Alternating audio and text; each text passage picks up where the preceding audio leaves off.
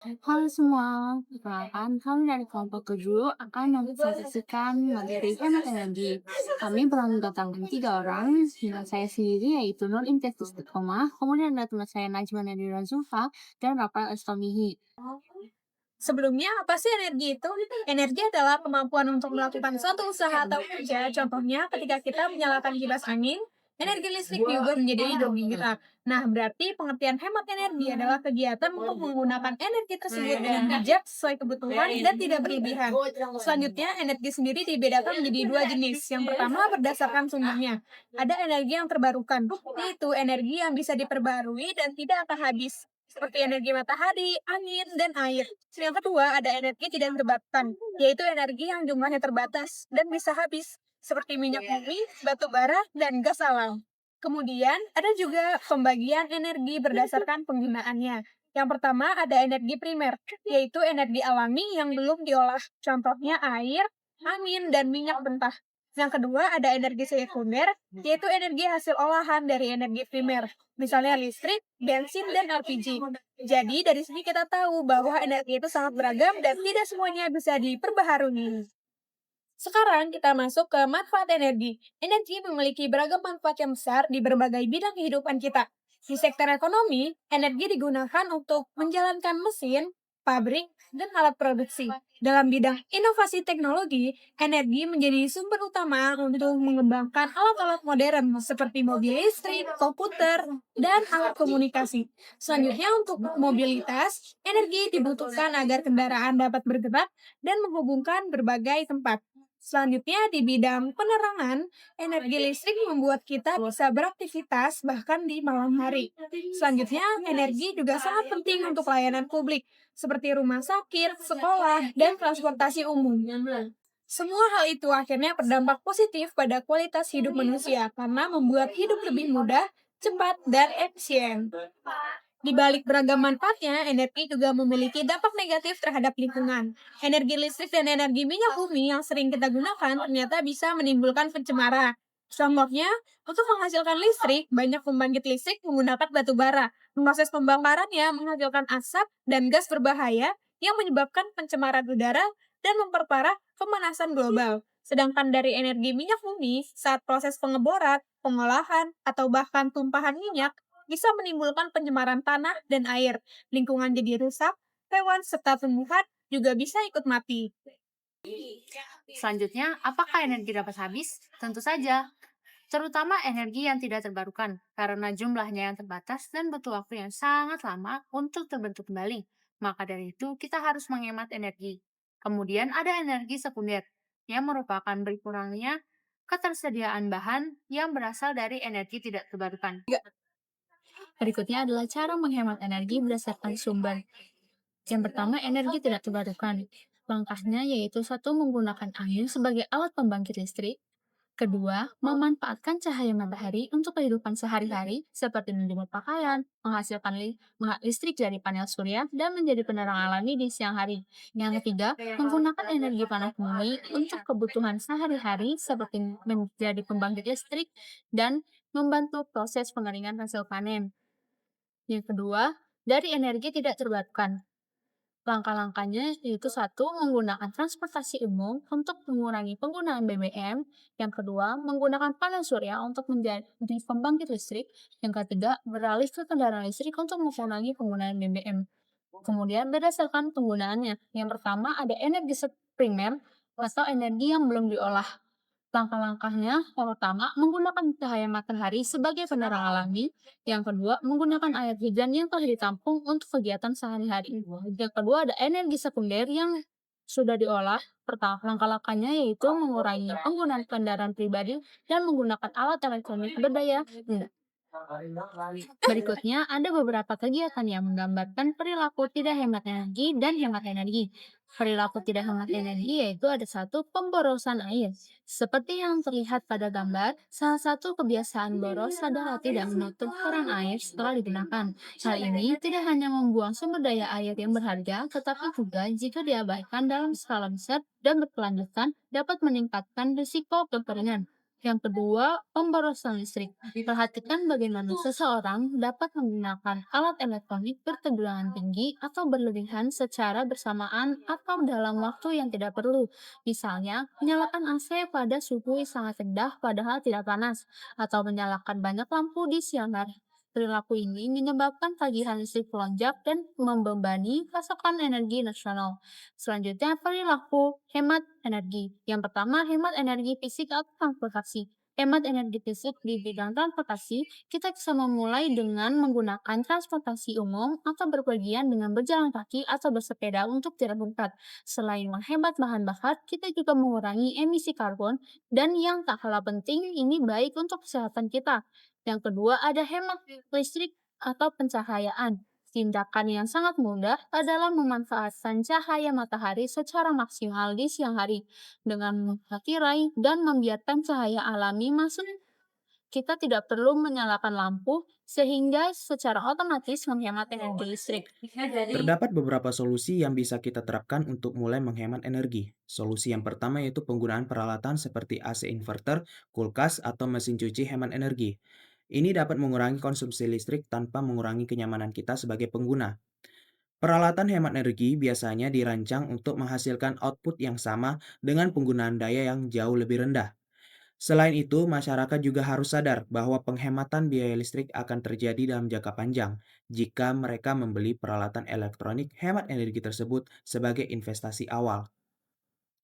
Selain memilih alat yang tepat, penting juga untuk melakukan perawatan secara rutin terhadap alat elektronik yang kita punya, seperti membersihkan filter AC, memastikan karet pintu kulkas tertutup dengan rapat, dan menjaga komponen listrik lainnya dalam kondisi baik. Dapat memperpanjang umur alat sekaligus meningkatkan efisiensi energinya. Untuk mendukung upaya ini, pemerintah dapat memberikan insentif atau potongan pajak kepada produsen dan konsumen yang memilih memproduksi dan memakai peralatan elektronik ramah lingkungan. Langkah ini akan menghasilkan ekosistem yang lebih bertanggung jawab dan berkelanjutan untuk konsumsi energi. Kemudian solusi yang kedua yaitu memulai perubahan perilaku dan kebiasaan kita. Ini juga dapat menciptakan perubahan yang besar dalam hal pengonsumsi energi. Banyak orang yang masih melakukan kebiasaan yang boros energi, seperti meninggalkan AC, TV, atau lampu menyala tanpa digunakan. Kita harus belajar menghemat energi dengan mengubah kebiasaan tersebut, dimulai dengan mematikan perangkat setelah digunakan, mencabut kabel charger, dan mengatur suhu AC dengan sewajarnya sesuai kondisi cuaca. Adalah beberapa tindakan sederhana yang dapat secara signifikan mengurangi jumlah daya yang digunakan. Kampanye publik tentang pentingnya efisiensi energi untuk keberlanjutan lingkungan dapat meningkatkan kesadaran masyarakat. Lebih jauh lagi, teknologi pintar seperti menggunakan colokan pintar atau sensor otomatis yang bisa menghentikan arus listrik saat ruangan sedang kosong dapat membantu kita mengubah perilaku. Program seperti sekolah hijau atau mulai gaya hidup berlandaskan ekologis dapat membantu pemerintah dan institusi pendidikan dalam menanamkan kesadaran akan penggunaan energi yang hemat. Penghematan energi mengurangi biaya rumah tangga dan menekan emisi karbon yang berdampak pada perubahan iklim. Kemudian solusi yang ketiga yaitu permasalahan terhadap konstruksi struktural rumah seperti isolasi termal yang buruk atau ventilasi yang tidak efektif. Ini menyebabkan peningkatan penggunaan energi.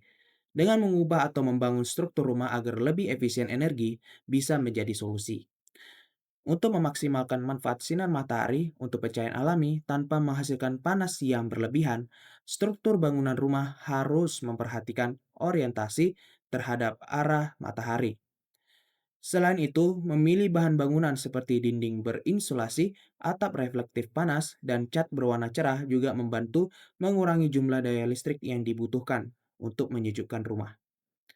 Pemasangan sistem ventilasi silang yang memungkinkan udara mengalir dengan lancar dan mengurangi ketergantungan pada AC, serta pemasangan jendela berkaca ganda dan tirai termal adalah pilihan tepat ketika sedang merenovasi rumah. Konsep bangunan hijau akan meningkatkan kualitas hidup penghuni dan mendukung keberlanjutan lingkungan dalam jangka panjang. Proses ini tidak hanya menghasilkan efisiensi energi saja, tetapi juga merupakan investasi dalam membangun hunian yang nyaman, sehat, serta bersifat ramah lingkungan. Kemudian solusi yang keempat yaitu ketidaksesuaian antara kapasitas alat dan kebutuhan ruang. Ini merupakan salah satu faktor yang menyebabkan terjadinya pemborosan energi. Banyak rumah yang menggunakan lampu berdaya tinggi di tempat yang tidak membutuhkan pencahayaan yang intens, atau AC berkapasitas besar untuk ruangan yang kecil. Memperhatikan kesesuaian antara pola pemakaian dan desain sistem adalah solusi yang terbaik. Peralatan yang ingin digunakan juga harus dipilih dengan mempertimbangkan ukuran ruang, frekuensi penggunaan, dan kebutuhan fungsional untuk memungkinkan peralatan berfungsi secara efisien. Misalnya, penggunaan lampu LED berdaya rendah di kamar tidur dan AC setengah PK untuk ruangan yang kecil. Ini akan menghemat listrik tanpa menurunkan kenyamanan kita. Selain pemilihan peralatan, efisiensi energi juga dipengaruhi oleh penataan ruang dan sirkulasi udara. Ventilasi yang baik memastikan bahwa suhu di dalam ruangan tetap stabil, yang berarti AC tidak perlu bekerja terlalu keras. Untuk merencanakan sistem kelistrikan rumah sesuai dengan kebutuhan, konsultasikan dengan ahli bangunan atau teknisi energi. Kita dapat menghemat banyak energi sekaligus memperpanjang umur peralatan listrik dengan mengubah kapasitas alat dan cara kita menggunakannya. Kemudian solusi yang terakhir, yaitu ketika harga listrik tetap murah atau disubsidi, orang cenderung tidak tertarik untuk menghemat energi. Menerapkan tarif listrik berbasis konsumsi, di mana biaya listrik meningkat seiring dengan jumlah penggunaan adalah solusi yang efektif untuk mengatasi masalah ini. Masyarakat yang boros energi akan menanggung biaya yang lebih tinggi dengan sistem tarif progresif. Sementara masyarakat yang menghemat energi akan mendapatkan keuntungan secara finansial. Kebijakan ini akan mendorong orang untuk menghemat energi dan membantu pemerintah dalam mengurangi beban subsidi yang tinggi. Selain kebijakan tarif, program yang membantu pengguna menghemat energi juga harus dibuat. Potongan biaya atau penghargaan untuk rumah tangga yang berhasil menekan penggunaan listrik di bawah rata-rata, misalnya. Selain itu, pemerintah dapat juga memprioritaskan subsidi energi untuk sektor yang lebih produktif, seperti pendidikan dan sektor kesehatan, daripada untuk konsumsi rumah tangga yang berlebihan. Akibatnya, masyarakat juga ikut dimotivasi untuk menggunakan energi dengan lebih bertanggung jawab, yang dimana akan menghasilkan keseimbangan antar kebutuhan ekonomi, sosial, dan keberlanjutan lingkungan. Dari semua solusi yang sudah kita bahas, terdapat manfaat yang dihasilkan dari solusi itu. Antara lain, pertama, menghemat pengeluaran biaya. Hemat energi membantu mengurangi tagihan listrik dan biaya operasional rumah tangga. Dengan memakai peralatan berlabel hemat energi dan mematikan perangkat yang tidak digunakan, konsumsi listrik menjadi lebih efisien. Hal ini meningkatkan kestabilan keuangan keluarga dan mendukung gaya hidup berkelanjutan. Lalu manfaat yang kedua, kita dapat mewujudkan efisiensi energi. Efisiensi energi berarti menggunakan sumber daya secara optimal tanpa mengurangi kualitas hasilnya. Langkah-langkah seperti mengganti lampu pijar dengan LED dapat membantu mengurangi beban pasokan listrik. Efisiensi ini bermanfaat bagi individu sekaligus memperkuat ketahanan energi nasional. Lalu, manfaat yang ketiga itu kita dapat mewujudkan konsep smart living. Gaya hidup hemat energi merupakan bagian dari konsep smart living yang memanfaatkan teknologi secara efisien. Alat pintar seperti lampu otomatis membantu mengatur konsumsi listrik secara kebutuhan. Selain nyaman, kebiasaan ini menumbuhkan kesadaran akan pentingnya hidup berkelanjutan. Lalu manfaat yang keempat, kita bisa mengurangi gas emisi rumah kaca. Menghemat energi membantu menurunkan emisi gas rumah kaca, penyebab perubahan iklim. Semakin sedikit energi yang digunakan, maka semakin kecil kebutuhan bahan bakar fosil. Dengan begitu, masyarakat bisa turut menjaga keseimbangan iklim dan kelestarian lingkungan.